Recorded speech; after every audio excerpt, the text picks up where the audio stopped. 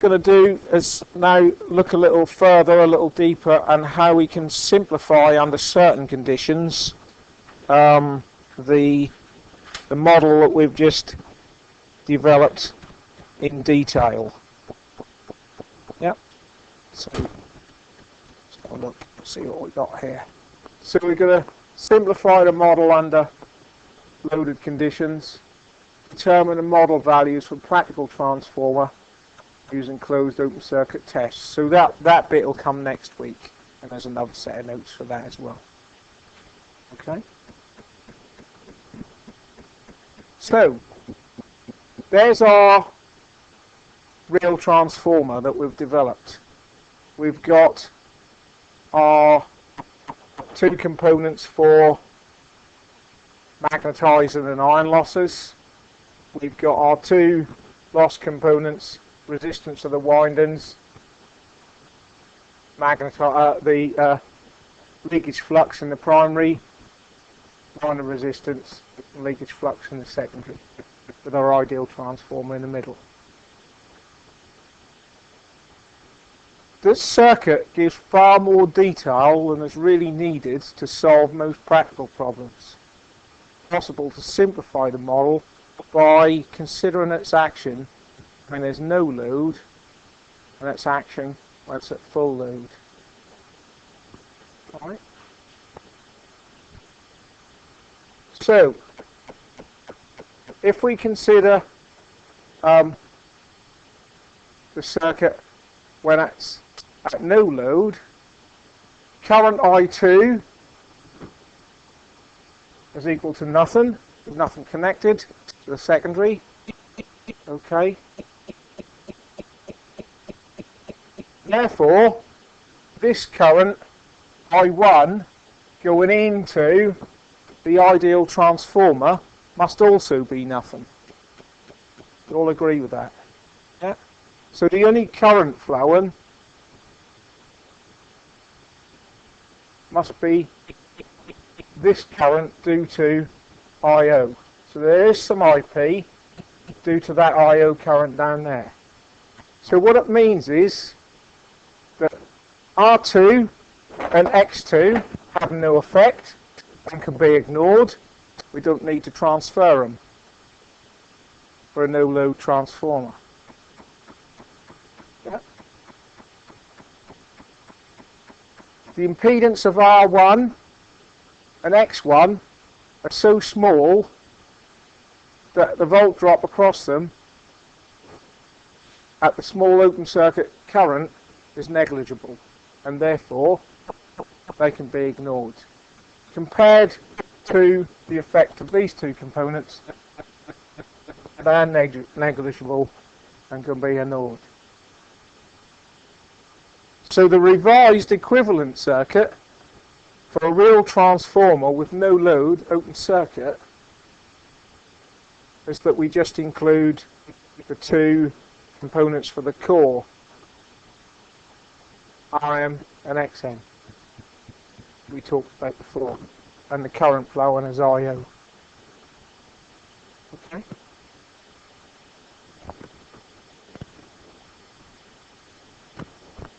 I'm fed up with this board not being very good quality.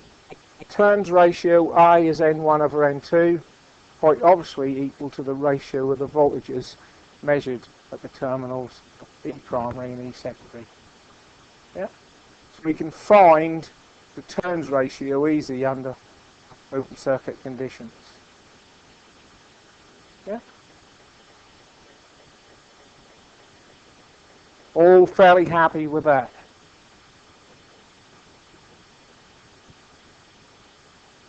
Then, if we consider the real transformer when it's fully loaded, so like the model we just looked at, fully loaded, drawing the maximum current. Primary current IP is at least 20 times larger than I0. This means the components RM and XM have so little of an effect upon the overall current being drawn from the supply, that they can be ignored. So under full load, those two components can be ignored, and it means the equivalent circuit is back to what we used in the last example. Full load. And in fact, it's suitable to use this model to model transformers down to as low as 10% of their maximum load and still get valid comparison. And who would buy a transformer more than 10 times bigger than they really, bit higher current rating than they actually needed anyway? You wouldn't normally do that. Alright? So that simplifies things a little bit, that we can consider that model for a fully loaded transformer or one partially loaded and get valid results. And we can consider this model quite happily for a transformer if we want to model it off-load. Yep.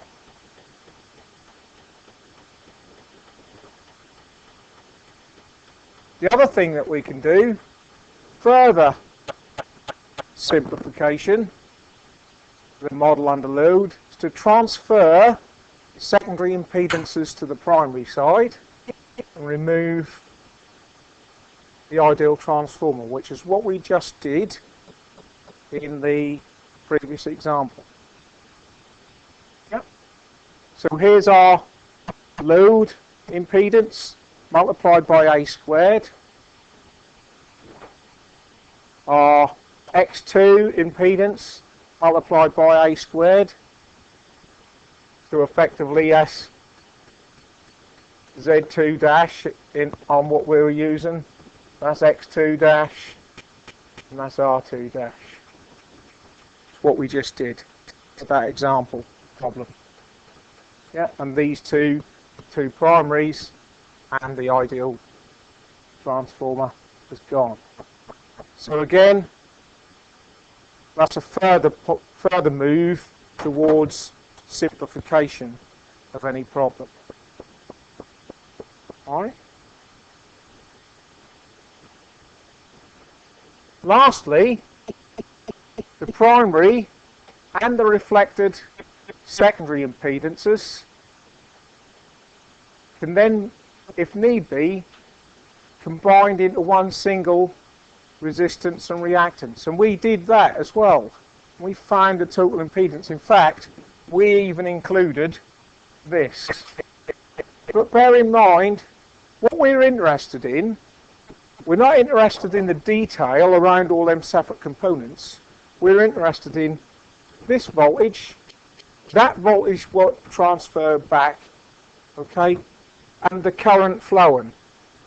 We're not interested in the individual volt drops across those components, those imaginary components, is not of real interest. And that simplified circuit will give us that, because this represents both the winding resistance losses and both the leakage flux losses in one go, and that represents our load. And we got all the information we want. We can get E2 from this because that's E2 dash, or E secondary, and we can get E primary. We can find the current, and that's I primary, which is equal to I secondary dash, and again we can transfer back to find the realised secondary. So having developed this complicated, quite a few components transformer real model, lots of components in it, now that we've had a look at that, we can then conclude that we can simplify that a bit under two different load conditions, no load and kind of half load up to full load. Alright? And ultimately, That's a loaded transformer that we want to know what's going to happen when it's loaded in the main. So that's the one we want. The open circuit one is about confirming what the ratios are. Yeah.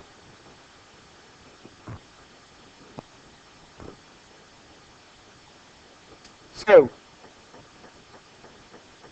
analysis of open circuit transformer. So that from the model above, nominal rating 220 kVA. That's a big one. Nominal primary voltage 11 kV. Nominal secondary voltage 400. RC 27.5 kiloohms. XM 16.5k. Use the simplified model to find A, the open circuit primary current, B, the power loss in the core, C, the reactive power used to magnetize the core. Have a look at that. See if you can start and work on that. Remembering that we can use the simplified model. Right, how do you go about this problem then? A.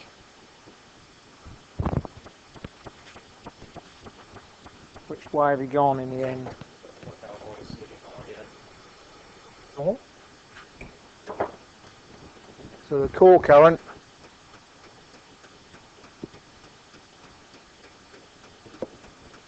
IC equal to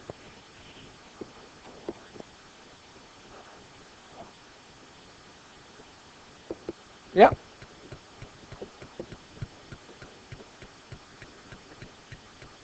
$27,500 in it equals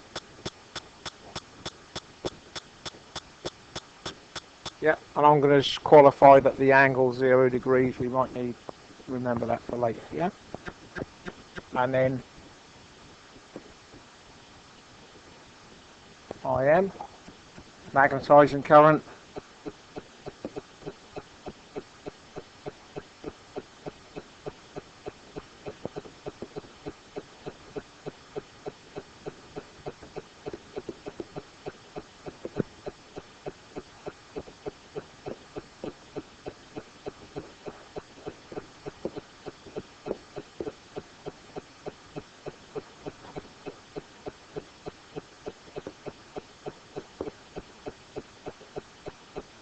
and that's got an angle of 90 degrees associated with it, hasn't it?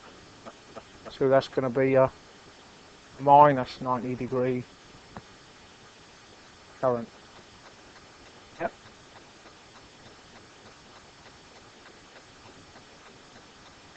So can we just add them two numbers together?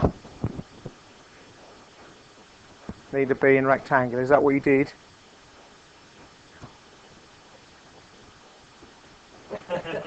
Yeah. We've got to say this is 0.4 plus 0j.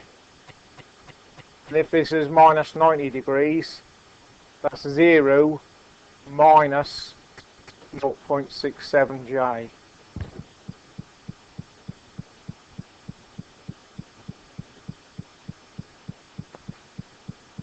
Actually, in my one, I left that as minus 2/3 actually, but that don't make no difference. So IO is equal to IC plus IM, but we must do that in complex form if they're not in phase. Yeah. So that's going to be 0.4, that's the IC bit, minus 0.67j, and then we can transfer back polar. Did you do that, Christian? No? You've got to watch that. If you've got two items that aren't in phase with each other, then you've got to use complex. Yeah.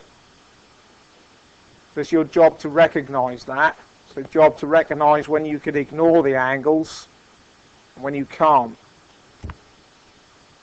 Alright? So polar, that comes out to 0.777. What I got, amps, angle minus 59 degrees. And that's inductive, so is a negative current, lag and current correct? CIVIL, inductive circuit, current lags voltage. Where's our little check? Yeah? But what you can't do, when two things have got different angles, you can't just add the magnitudes together. You've got to do it in complex form. Alright?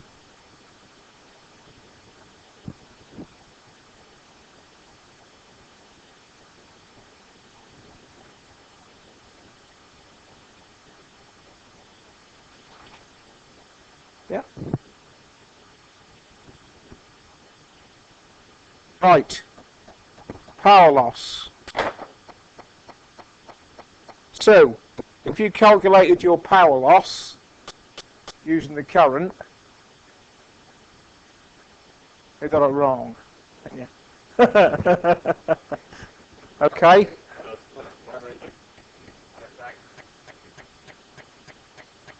Oh, if you done this, if you said I've got a current due to the resistance of, what was it, 0.4 amps, and you've got a current due to the inductance of 0.67 amps, and you use Pythagoras to get that current, and you'll have the right answer.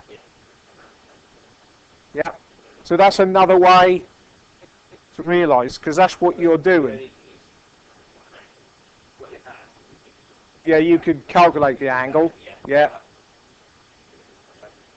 Yeah. You've got the right magnitude. You'd need to use another calculation with trigonometry to find the angle. Nevertheless, you'd still get the same answer, and you'd still get all the marks. Okay?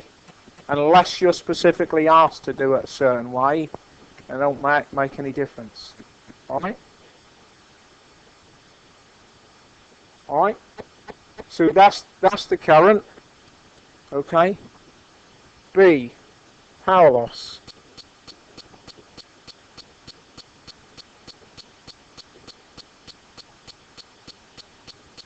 So the power loss is going to come from the resistor.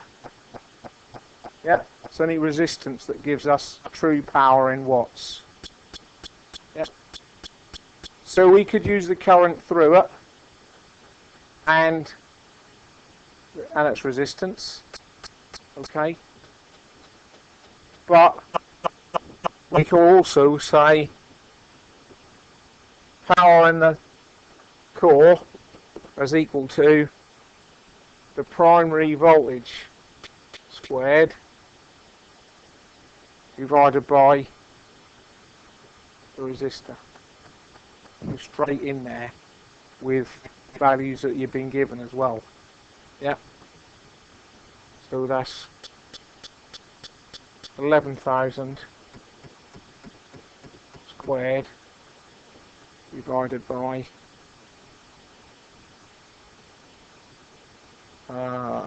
27,500.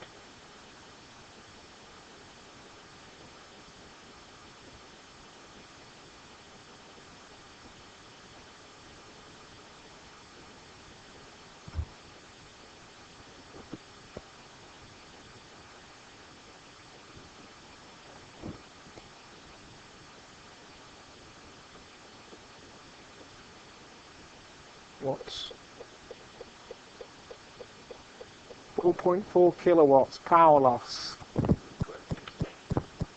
Yeah, it does. Yeah. Yeah.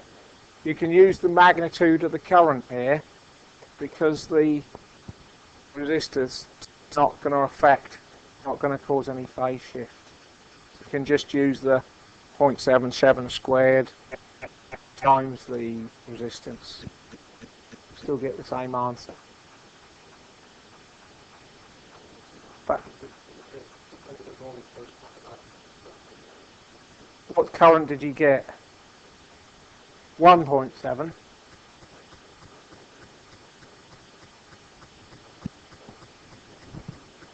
Yeah, just adding those two numbers together. 1.07. Yeah. Yeah. If you square that, you get 4,400.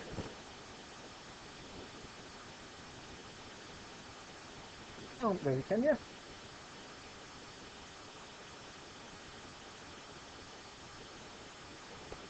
Sure. Because 0.7, hang on, 0.777 squared times 27,500. Hang on, no, it ain't 0.777 squared, is it? You've got to use just the in-phase current. You've got to use just the 0.4. 0.4 squared times 27,500. 0.4 squared times 27,500 equals 4,400. Yep. You've got to isolate just the current through the resistor. Yeah. And then they've both got the same angles.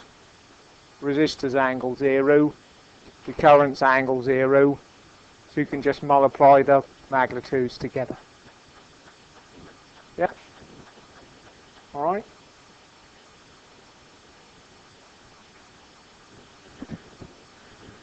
And then finally QM, so C, QM can come from EP squared over XM.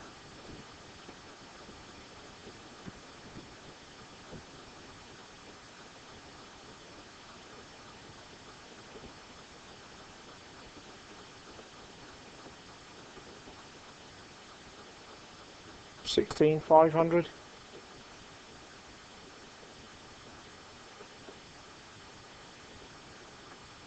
Yeah, I haven't got one too many, Christian. Ahead of myself. Equals 7,333. 7.33 R.